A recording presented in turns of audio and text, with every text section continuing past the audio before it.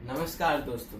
आज हम आपके लिए एक ऐसा वीडियो लाए जो कि स्टूडेंट्स को बहुत हार्ड लगता है कभी कभी, पर वो हार्ड असलियत में नहीं है। वो है बॉन्डिंग के ऊपर। कौन सा bonding? Ionic and covalent bonding. आज हम देखेंगे पहले हम क्या क्या पढ़ने वाले हैं। पहले तो हम पढ़ेंगे व्हाई डू एटम्स कंबाइन, करते क्यों है कंबाइन। आपने बोल दिया आयोनिक एंड कोवलेंट बॉन्डिंग, अरे भाई पर होते क्यों है कंबाइन? कंबाइन होना जरूरी है क्या? मत सिंगल रहो। और हम देखेंगे व्हाट इज आयोनिक बॉन्डिंग। ये तो मैं बोल चुका, बार बार क्यों दोहरा रहा हूं, सॉरी। कोवलेंट बॉन्डिंग क्या होता है, ठीक है। चलो बिना कोई देरी की बढ़ते आगे। तो कंबाइन होते क्यों है एटम, कोई बताएगा मुझे? कमेंट सेक्शन में भर दो क्या होता है, क्यों कंबाइन करते हैं एटम। क्योंकि एटम्स को इसलिए कंबाइन करते हैं क्योंकि अब इलेक्ट्रॉनिक कॉन्फ़िगरेशन क्या होता है उससे, ये एटम्स कॉम्बिनेशन ये सब बाद में पढ़ेंगे। एक एटम में उसका इलेक्ट्रॉन्स कितने होते हैं, इलेक्ट्रॉनिक कॉन्फ़िगरेशन क्या होता है, पहले ये देखते हैं। तो इलेक्ट्रॉनिक कॉन्फ़िगरेशन है, चलो हम पेन ले लेते हैं। पहले शेल में ये है पहला शेल, उसमें होना चाहिए 2 इलेक्ट्रॉन्स, ठीक है। हम बहुत बेसिक से पढ़ रहे हैं, जैसे कि आगे जाके हमारा अगर फाउंडेशन स्ट्रांग है तो हम उसके ऊपर बिल्ड कर सकते हैं, ठीक है। जैसे बिल्डिंग होता है, बिल्डिंग के ऊपर जो बेस होता है, अगर जितना नीचे जाता है उसका बेस उतना ही ज्यादा स्ट्रांग बनता है और उतना ज्यादा ऊपर भी जा सकता है बिल्डिंग, ठीक है। तो फर्स्ट शेल में 2 इलेक्ट्रॉन्स होते हैं, ठीक है। दूसरे शेल में कितने होते हैं? 8 इलेक्ट्रॉन्स। तो ये दूसरा शेल और उसमें 8 इलेक्ट्रॉन्स होते हैं। तीसरे शेल में कितने होते हैं? तीसरे शेल में भी 8 इलेक्ट्रॉन्स होते हैं, ठीक है। फोर्थ शेल में कितने होते हैं? 18, ठीक है। इलेक्ट्रॉन्स क्या होता है? इलेक्ट्रॉन्स होता है नेगेटिवली चार्ज्ड, और प्रोटॉन्स क्या होता है? Positively charge. और न्यूट्रॉन्स क्या होता है? न्यूट्रॉन्स में बहुत बच्चे कंफ्यूज करते हैं क्योंकि न्यूट्रल्स तो न्यूट्रल नेगेटिव सोचते हैं, पर न्यूट्रॉन्स का एक्चुअली कैसे बोलने का? न्यूट्रल। वो न्यूट्रल होता है, वो ना तो पॉजिटिव होता है ना तो वो नेगेटिव होता है, ठीक है। और प्रोटॉन्स और न्यूट्रॉन्स, बस इंफॉर्मेशन लिए बता रहा हूँ, हमें अभी हेल्प नहीं करेगा ज्यादा। तो वो होता है ये न्यूक्लियस में, ठीक है। अब हम देखते हैं हमारा नेक्स्ट टॉपिक क्या है, ठीक है। हमने ये तो देख लिया कि एटम्स कंबाइन क्यों करते हैं, पर अभी हम देखेंगे एक एटम्स का एग्जांपल लेते हैं, ठीक है। Sodium atom. सोडियम एटम में कितने इलेक्ट्रॉन्स होते हैं? हमारे पास होते हैं 11 इलेक्ट्रॉन्स, ठीक है। 11 इलेक्ट्रॉन्स। हमने क्या सीखा था पहले शेल में? फर्स्ट शेल कितने होते हैं? 2 इलेक्ट्रॉन्स। पढ़ लो भाई, पढ़ लो, कुछ पढ़ लो। 2 इलेक्ट्रॉन्स होते हैं, याद करना बहुत जरूरी होता है, ठीक है। तो पहले शेल में अगर 2 इलेक्ट्रॉन्स है तो दूसरे शेल में कितने आएंगे? दूसरे शेल में 8 आते हैं, तो दूसरे शेल में भी 8 आ गए, ठीक है। दूसरे शेल में 8 है, 8 के 8 पूरे 8। पर कितने टोटल है सोडियम में? 11 है, सिर्फ और सिर्फ 11। तो 2 + 8 कितना होता है भैया? 10 होता है, ठीक है। अब 11 में से अगर 10 निकालो कितना होता है? 10। बेवकूफ, 1 होता है, ठीक है। तो 1 इलेक्ट्रॉन बचता है तीसरे शेल में। अब ये जो 1 इलेक्ट्रॉन है, हमने तो पढ़ा था तीसरे शेल में 8 होना चाहिए, तो भैया आप ये कैसे बोल रहे हो कि 1 ही इलेक्ट्रॉन होगा? ये तो गलत है। तो अब हमें क्या पढ़ा रहे हो? 1 इलेक्ट्रॉन है, इसलिए ये इसको क्या बोलते हैं हम? अनस्टेबल। ये अनस्टेबल है, ये स्टेबल ही नहीं है, क्योंकि इसको चाहिए तीसरे शेल में 8 इलेक्ट्रॉन्स, पर है इसके पास कितना? 1 है। गरीब है, गरीब बंदा है, थोड़ा सिंपल ही दिखा दो इसे, गरीब है, 1 इलेक्ट्रॉन है, ठीक है। अब हम देखते हैं दूसरे एटम को, ठीक है। आपको पता चलेगा ये सब मैं क्यों पढ़ा रहा हूँ, आपको पता चलेगा, मैं फाउंडेशन बिल्ड कर रहा हूँ, ठीक है। दूसरा एग्जांपल है क्लोरीन एटम, ठीक है। इन भाईजान के पास, मेरा पेन गिर गया, एक सेकेंड, चलो वो जाने दो, हम दूसरा पेन ले लेते हैं। अरे अमीर है, अमीर। तो क्लोरीन एटम जो होता है उसके पास कितने इलेक्ट्रॉन्स होते हैं? 17 इलेक्ट्रॉन्स, ठीक है। अब 17 इलेक्ट्रॉन्स में से पहले शेल में कितना होगा? 2 होगा। दूसरे शेल में कितना होगा? 8 होंगे। तीसरे शेल में कितना होना चाहिए? 8 होना चाहिए, पर 8 है इसके पास? नहीं, इसके पास सिर्फ 7 ही है, ठीक है। एक और चाहिए इसे, ठीक है, पर इसके पास सिर्फ 7 है। तो ये स्टेबल है कि अनस्टेबल है? अरे बोल लो भाई, थोड़े रील से हाथ निकाल के इसको भी ध्यान दे दो। इसको बोलते हैं हम अनस्टेबल, क्योंकि स्टेबल होने के लिए इसको 8 इलेक्ट्रॉन्स होने चाहिए तीसरे शेल में, ठीक है, ठीक है। अब हम देखेंगे, मैंने आपको सोडियम एटम पढ़ाया, मैंने आपको क्लोरीन एटम पढ़ाया। क्यों पढ़ाया? आयोनिक बॉन्डिंग के लिए पढ़ाया आपको। क्योंकि देखो, आयोनिक बॉन्ड जो होता है वो उसका मतलब क्या होता है? आयोनिक बॉन्डिंग का मतलब होता है नॉट शेयरिंग बट गिविंग। देते हैं या लेते हैं, ठीक है। अगर मैं आपको दे रहा हूं तो आप मुझे कुछ दे रहे हो, मतलब मैं आपको कुछ दे रहा हूं तो मैं आपसे कुछ ले भी रहा हूं, जैसे गिव एंड टेक, है ना। तो अब हमने देखा कि जो सोडियम एटम था और एक क्लोरीन एटम था, सोडियम एटम के पास सिर्फ एक ही इलेक्ट्रॉन था तीसरे शेल में। जो तीसरा शेल है ना, उसमें सिर्फ एक ही इलेक्ट्रॉन था, पर तीसरे शेल में कितने होने चाहिए? 8 होने चाहिए। पर एक और चीज भी तो हो सकता है, वो तीसरे शेल में जो एक ही इलेक्ट्रॉन है उसको लूज भी तो कर सकता है। उसको लूज करके फिर उसके 2 शेल्स में कितने होंगे? 2 शेल्स में कितने होंगे? पहले शेल में 2, दूसरे में 8, तो हो गया वो स्टेबल। क्योंकि इलेक्ट्रॉनिक कॉन्फ़िगरेशन जो होता है उसमें आइदर फर्स्ट में 2 होना चाहिए, सेकंड में 8 होना चाहिए, और ऐसे चलता रहता है, ठीक है। तो फर्स्ट 2 अगर स्टेबल है तो पूरा एटम स्टेबल हो जाएगा, है कि नहीं। तो इसको लूज करना ज्यादा आसान है देन गेटिंग 7 मोर, ठीक है। थोड़ी अंग्रेजी भी झाड़ रहा हूं, समझ लो, ठीक है। तो 7 और इलेक्ट्रॉन्स लेने से बेहतर होगा एक को दे दो भाई, ले लो आप, ठीक है। अब ये क्लोरीन एटम जो था, इसमें कितने एटम, इसमें कितने इलेक्ट्रॉन्स थे? देखो ये बहुत ज्यादा, कभी कभी बच्चे ना इसमें गलती कर देते हैं, इलेक्ट्रॉन्स को कभी एटम बोल देते हैं। इसमें बहुत क्लैरिटी होने की बहुत जरूरत है, ठीक है। तो ये जो क्लोरीन एटम है, इसमें कितने वो थे इलेक्ट्रॉन्स? 17 इलेक्ट्रॉन्स। पहले में 2, दूसरे में 8, और तीसरे में कितना? सिर्फ 7। ये इन भाईजान को आइदर ये 7 दे सकते, ठीक है।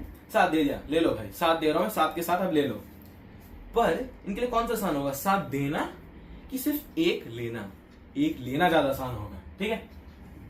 तो इनके पास, इनको 1 देना है और इनको 1 लेना है। दोनों की बॉन्डिंग हो गई भाई, मस्त बॉन्डिंग है, बेस्ट फ्रेंडशिप, बेस्ट फ्रेंड्स, दोनों की बॉन्डिंग हो गई। ये देख लो डायग्राम, ठीक है। सो ड्रॉ करना तो ड्रॉ कर लो, क्योंकि मैं आपको नोट्स डिस्कशन में दे दूंगा, पर ये बहुत जरूरी है, क्योंकि अगर ये समझ आ गया ना तो आपको आयोनिक बॉन्डिंग पूरी क्लियर हो जाती है, ठीक है। अब क्या आता है देखते हैं, एग्जाम्पल्स ऑफ आयोनिक बॉन्डिंग। ये जो हमने सोडियम एंड क्लोरीन का करा ना, क्लोरीन एटम, भैया ये तुम्हारा सॉल्ट है, नमक खाते, नमक जो पूरे खाना वाना में डालते हो, खाना में नमक के बिना ना तुम्हें थूक दोगे खाना, ये है वो। ये देखो सोडियम क्लोराइड, तुम्हारा NaCl, table salt, cooking salt, सब है ये सोडियम क्लोराइड। सोडियम बाइकार्बोनेट भी है, सोडियम हाइड्रोक्साइड है, और सोडियम हिपोक्राइट, मैग्नीशियम सल्फेट, बहुत सारे हैं। ये आयोनिक बॉन्डिंग एग्जांपल है जिसमें गिव एंड टेक, ये बहुत ज्यादा जरूरी वर्ड्स है। मैं लिख देता हूं, ये आयोनिक बॉन्डिंग जो होता है ना, गिव एंड टेक, ये अगर आप समझ गए ना, ये 3 लेटर आप समझ गए आयनिक बॉन्डिंग रिलेट करने का। जैसे मन में कोई बोले आयनिक बॉन्डिंग है, कोई बोले आपको आयनिक बॉन्डिंग है, बस ये 3 वर्ड्स आने चाहिए, गिव एंड टेक, बस आप समझ गए आयनिक बॉन्डिंग फिर, ठीक है। अब हम देखते हैं क्या है दूसरा, कोवलेंट बॉन्डिंग। मैंने आपको क्यों इतना एम्फेसिस बोला गिव एंड टेक के ऊपर, इतना एम्फेसिस क्यों? क्योंकि कोवलेंट बॉन्डिंग उसका क्या होता है? अपोजिट। कोवलेंट में आपको बस इतना समझना है, वो है क्या? शेयरिंग। मैंने आपको दे दिया और आपने मुझे कुछ दे दिया, tata bye bye see you. नहीं, हम दोनों इसमें मिलके रहेंगे, जो भी करेंगे मिलके करेंगे, खाएंगे पिएंगे मिलके, खाएंगे पिएंगे, समझ आए? ऐसा होना चाहिए। हाँ, आयोनिक बॉन्डिंग वाले फ्रेंड्स अच्छे नहीं होते, दे दिया ले लिया, मैं जा रहा हूं, tata bye bye see you, ऐसा नहीं, शेयरिंग होना है। ये कोवलेंट बॉन्डिंग इतना अच्छा आदमी है, ये शेयर करता है, ठीक है। इसमें एटम्स एक दूसरे से शेयर करते हैं, सब एक साथ करते हैं, ठीक है। मैं आपको एग्जांपल देता हूं, मैं बहुत बोल रहा हूं, ठीक है। अब हमारे पास आता है एक ऑक्सीजन एटम, ठीक है। ऑक्सीजन एटम में कितने इलेक्ट्रॉन्स होते हैं? देख लो, टेक्स्ट बुक में देख लो, पीरियोडिक टेबल खोल लो भाई, 8 इलेक्ट्रॉन होते हैं, ठीक है। 8 इलेक्ट्रॉन। पहले शेल में कितना होगा? 2 इलेक्ट्रॉन। दूसरे शेल में कितना होगा? 8 इलेक्ट्रॉन्स होने चाहिए, पर है इसके पास? नहीं भाई, गरीब है। सिर्फ कितने? 6। क्योंकि इसके कितने इलेक्ट्रॉन्स है टोटल? इसके इलेक्ट्रॉन्स कितने हैं? इसके इलेक्ट्रॉन्स है इसके इलेक्ट्रॉन्स हैं 8 टोटल। तो अगर पहले शेल में 2 हो गया तो दूसरे में कितना होगा 6। ठीक, इसको 2 चाहिए, इसको 2 और इलेक्ट्रॉन्स चाहिए। दे दो भाई, आपके पास वो 2 दे दो यार, इसके इलेक्ट्रॉन्स दे दो यार, बहुत मांग रहा है। ठीक है, इसको 2 इलेक्ट्रॉन्स चाहिए और देख सकते हो पहले शेल में 2, दूसरे शेल में 6। हमारे पास आता है एक कार्बन एटम, सीधा साधा सा, पर सीधा साधा है नहीं, पता है क्यों, बताता हूँ अभी। उसके पास है कितने, 6 इलेक्ट्रॉन्स। उसके पास है 6 इलेक्ट्रॉन्स। पहले शेल में कितने, 2, दूसरे शेल में कितने, 4। इलेक्ट्रॉनिक कॉन्फ़िगरेशन बहुत ज्यादा इंपॉर्टेंट है। हर पीरियोडिक टेबल के बॉन्डिंग में कुछ भी करोगे ना आप एटम्स के साथ, उसमें ये इलेक्ट्रॉनिक कॉन्फ़िगरेशन बहुत ज्यादा जरूरी है। तो इसको अच्छे से याद कर लो कि पहले शेल में कितना, और 4 शेल से ज्यादा आपको मोस्टली पूछा नहीं जाएगा। ठीक है, 2, 8, 8, 18, बस इतना याद कर लो। और 5 भी करना तो कर लो, वो है 32। ठीक है, उसके बाद तो मोस्टली आता नहीं है। ठीक है, तो 2, 4 है, 2 पहले शेल में 2 और दूसरे शेल में कितने, 4। मैंने बोला था ना ये लगता बहुत भोला है, भोला नहीं है, चालाक है लोमड़ी के तरह। क्यों, इसके पास 4 इलेक्ट्रॉन्स है। क्या करेगा ये, 4 इलेक्ट्रॉन्स आपको दे भी सकता है और आपसे 4 इलेक्ट्रॉन्स लूट भी सकता है। समझ आया, 4 इलेक्ट्रॉन्स आपको दे देगा या 4 इलेक्ट्रॉन्स आपसे ले लेगा। क्या करेगा ये भाई, क्या करेगा, ये बोलेगा ये क्या करता है, इस बंदे को कितना चाहिए, ये हमारे प्यारे से ऑक्सीजन एटम को कितने चाहिए, इसको चाहिए 2 और इसको कितने चाहिए, 4। ठीक है, अभी इसको इतना मेहनत नहीं करना देने का, बोलेगा भाई हमें दे दो भाई, हम ले लेते हैं आपसे। ठीक है, तो ले रहा है, कार्बन एटम क्या करेगा, ले रहा है। पर हम ले रहा वर्ड नहीं बोलेंगे, क्या बोलेंगे, बांट रहा है। कैसे, देखो अब इसके पास कितने थे, अभी हमने एक ऑक्सीजन एटम में 6 है। ठीक है, तो अभी इसको 2 और चाहिए और इसके पास 4 है, तो क्या करेगा ना, इसके जो 2 है, ये 1 और 2 इससे ज्वाइन हो जाएगा और इसको भी 1, 2 दे देगा। ठीक है, मतलब एक साथ मिलते हैं। और ये भी अपने जो 2 है ना, ये 2 भी अपने इस भाईजान को दे देगा 2। ठीक है, तो ये तो फुलफिल हो गया, ऑक्सीजन एटम तो भर गया। पर एक कार्बन एटम को और 2 चाहिए, और 2 कहां से लेगा, एक और ऑक्सीजन एटम आ जाता है और वो भी अपना 2 इस भाईजान को दे देता है। ठीक है, और वो उससे 2 खुद भी ले लेता है। मैंने गलत वर्ड यूज करे, लेता देता नहीं, बांटता है, शेयर करता है। समझ आया, ये तीनों एक साथ शेयर करते हैं अपने इलेक्ट्रॉन्स। ठीक है, एक साथ अपने इलेक्ट्रॉन्स एक दूसरे को देते हैं, लेते हैं, पर मिल के रहते हैं। वाह यार, राइमिंग भी करते हम तो, सही है। चलो अब हम आगे देखते हैं क्या है। ठीक है,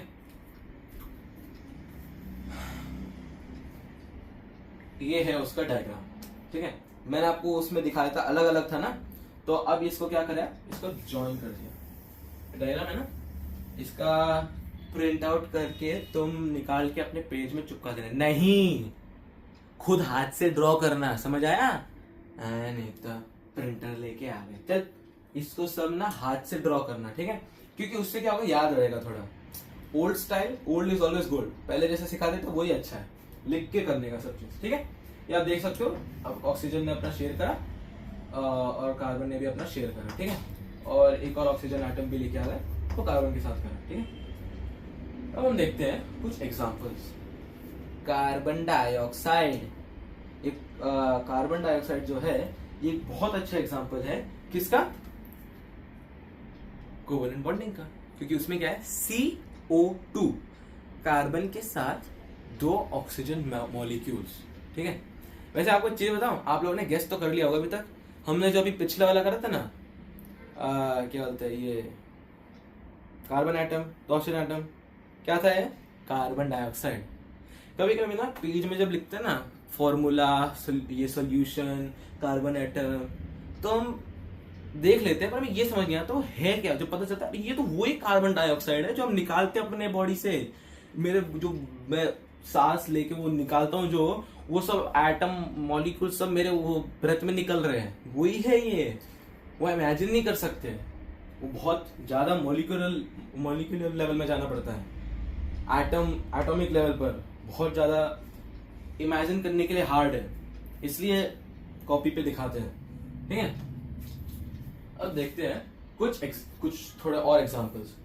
बेटा महंगा है कोवेलेंट बॉन्डिंग, देख लो तुम। डायमंड है डायमंड, हाँ।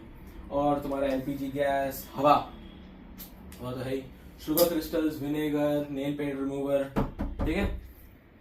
अभी हम देखते हैं properties of covalent and ionic bonding, जिससे कि आप अच्छे से उसे डिफरेंशिएट कर लो, ठीक है। आप क्योंकि आयनिक बॉन्डिंग जो होता है और कोवेलेंट बॉन्डिंग जो होता है, ठीक है। हम देखते हैं कोवेलेंट बॉन्डिंग जो होता है वो अकर करता है किनके बीच में, टू नॉन मेटल्स। ये थोड़ा इंपॉर्टेंट है, हाँ, क्योंकि जिससे कि डिफरेंशिएट होता है, क्योंकि दो टाइप्स ऑफ बॉन्डिंग, तो फिर थोड़ा पता चलता है क्या क्या है और वो क्या है, ठीक है। तो ये दो नॉन मेटल्स के बीच में होता है, और उसका जो मेल्टिंग पॉइंट होता है ना, ये बहुत इंपॉर्टेंट है क्योंकि ये लो है। इसका मेल्टिंग पॉइंट लो होता है। कोवेलेंट बॉन्डिंग करके जो निकलता है, जो भी ऑब्जेक्ट्स निकलते हैं, कुछ भी जो निकलता है उसका बॉन्डिंग के बाद, वो उसका मेल्टिंग पॉइंट बहुत लो होता है, ठीक है। कंडक्टिविटी उसकी होती नहीं है, ठीक है। कोवेलेंट बॉन्डिंग जो होता है उसका कंडक्टिविटी नहीं होती है। अब आयोनिक बॉन्डिंग जो है, ठीक है, आयोनिक बॉन्डिंग वो वन मेटल और वन नॉन मेटल, थोड़ी डाइवर्सिटी भी तो हो। अरे दो नॉन मेटल या सिर्फ दो मेटल, क्या डाइवर्सिटी, थोड़ी डाइवर्सिटी भी तो होनी चाहिए। एक मेटल के बीच में होता है, एक नॉन मेटल के बीच में होता है, ठीक है। उसका मेल्टिंग पॉइंट क्या होता है, बहुत ज्यादा हाई होता है, ठीक है। और उसका कंडक्टिविटी, हाँ भाई है, कंडक्टिविटी है, चिंता मत करो, है उसके पास कंडक्टिविटी। वो बहुत अच्छा कंडक्ट कर पाता है इलेक्ट्रिसिटी को, हीट को, बहुत अच्छा करता है कंडक्ट आयोनिक बॉन्डिंग से जो निकलता है ऑब्जेक्ट्स या जो भी, ठीक है। अब हम देखते हैं कुछ ऐसे एटम्स, ठीक है, कुछ ऐसे एटम्स जिनको बॉन्डिंग की जरूरत नहीं है, वो सिंगल ही ठीक है, समझ आया। वो सिंगल में बहुत स्टेबल है, समझ आया, हाँ। उनको बोलते हैं हम नोबल गैसेस। हम गैसेस नाम है उनका, पर वो एटम्स ही है, उनको एटम्स ही कहते हैं। उनमें क्या है ना,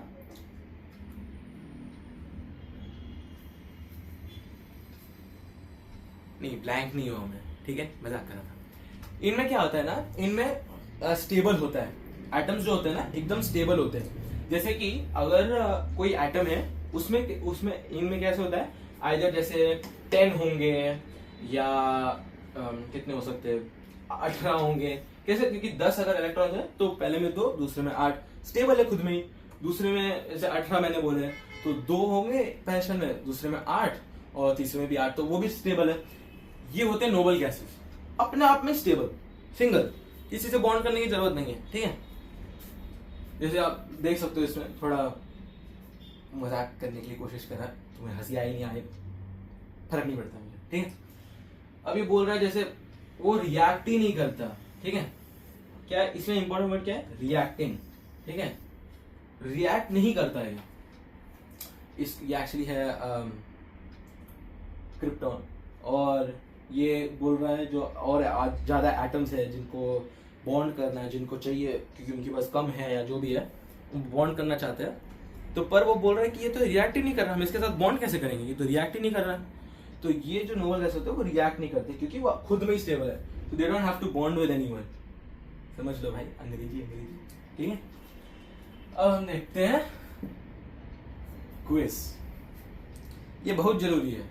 2 क्वेश्चंस हैं, अभी दूसरे और ज्यादा प्रेजेंटेशन जो मैं करूंगा, थोड़ा फेमिलियर होऊंगा तो थोड़ा और भी ज्यादा क्विज लाऊंगा, और ऐसे क्वेश्चंस लाऊंगा जो कि पेपर में आ चुके हैं एग्जाम्स के समय, जो आपको हेल्प करेंगे। पर ये जो 2 क्वेश्चंस है, इसके ऑप्शंस टेस्ट में नहीं आए थे, पर ये जो क्वेश्चंस है ये टेस्ट में जरूर आए थे, ठीक है। वो था which gases don't have to bond, और ये एक्चुअली पता है कौन से टॉपिक में आता है, ये covalent bonding and ionic bonding के टॉपिक में आया था ये वाला क्वेश्चन। तो लोगों ने बोला कि ये कैसे हो सकता है, आप सिखा रहे हो बॉन्डिंग के बारे में सिखा रहे हो, तो आप ये कैसे कह सकते हो कि कौन बॉन्ड नहीं करता, ये तो ये हमें कैसे बताएगा, पर ये आता है, ठीक है। ये और कौन सा हमने अभी जस्ट पढ़ा है ना, अम्बल गैसेस, वेरी गुड, गलत, अम्बल गैसेस नहीं होता, नोबल गैसेस होता है, याद कर लो कुछ, ठीक है। और हम ये देखेंगे कि does ionic bond include sharing of electrons, करता है, शेयरिंग ऑफ इलेक्ट्रॉन्स देता है ना, आयनिक बॉन्डिंग। वो हम दोनों एक साथ रहेंगे, मिलके रहेंगे, खाना एक साथ खाएंगे, है ना। देखो सब पता है बच्चे को, सब पता है उन्हें। देखो उनको पता है कि वो शेयरिंग इंक्लूड करता है ना। चल नो, नहीं इंक्लूड करता शेयरिंग, क्योंकि वो क्या है, वो सिर्फ देता है और लेता है, फिर दोनों अपने अपने रास्ते चले जाते हैं। Tata bye bye see you, बस। ठीक है, तो इसी के साथ हम देखते हैं आज का की टेक अवेज। 3 बस पॉइंट्स है, वो याद रखोगे ना तो आपको ये आयनिक बॉन्डिंग क्लियर हो जाएगा। आयनिक कोवलेंट बॉन्डिंग का पूरा चैप्टर क्लियर हो जाएगा आपका। नोबल गैसेस कंबाइन नहीं करते। आयनिक बॉन्डिंग क्या होता है, गिविंग और टेकिंग ऑफ इलेक्ट्रॉन्स, बहुत जरूरी है। कोवलेंट बॉन्डिंग क्या होता है, इसमें सबसे इंपॉर्टेंट है शेयरिंग। तो आप इसका ना स्क्रीनशॉट ले सकते हो, क्योंकि मैंने इसलिए कह रहा हूं, इसमें मैंने सबसे जो इंपॉर्टेंट वर्ड्स है ना उसको मैंने हाईलाइट करा है, ठीक है। क्योंकि इसमें क्या है, जैसे आपको कोवलेंट बॉन्डिंग अगर कोई बोलेगा या आपके मन में आता है कोवलेंट बॉन्डिंग, तो बस यही याद रखने का कि doesn't combine. What doesn't combine, noble gases don't combine, ठीक है। नोबल गैसेस, कोवलेंट बॉन्डिंग आया, कोवलेंट बॉन्डिंग अगर मन में आया तो क्या है, शेयरिंग, बस ये एक वर्ड याद आता है, शेयरिंग, ठीक है। आयनिक बॉन्डिंग में क्या याद आना चाहिए, गिव और टेक। तो इसी के साथ मैं आपका क्या करता हूं, आपका मैं लीव लेता हूं, ठीक है। थैंक यू दोस्तों, आप अभी एंड तक रहे, जो रहे उनके लिए तो बहुत ज्यादा थैंक यू देता हूं। ये एक्चुअली तो मेरा फर्स्ट प्रेजेंटेशन था, मेरा फर्स्ट टाइम ऑन यूट्यूब में अपना फेस दिखा रहा हूँ। तो थैंक यू दोस्तों जो आप लास्ट तक रखे हो, और अगर आपको अच्छा लगा हो, बस अगर आपको अच्छा लगा हो तो अगर सब्सक्राइब करोगे तो बहुत अच्छा है, और लाइक करो तो भी अच्छा है, पर नहीं करो तो नहीं ठीक है, नहीं ठीक है, नहीं ठीक है भाई, पर देखते रहना। और ये मेरा फर्स्ट प्रेजेंटेशन है, मैं और कोशिश करूंगा कि मैं और अच्छे अच्छे प्रेजेंटेशंस करूं, और आप थोड़े कमेंट्स में बता देना मैं कैसे इंप्रूव कर सकता हूं। और थैंक यू वेरी मच।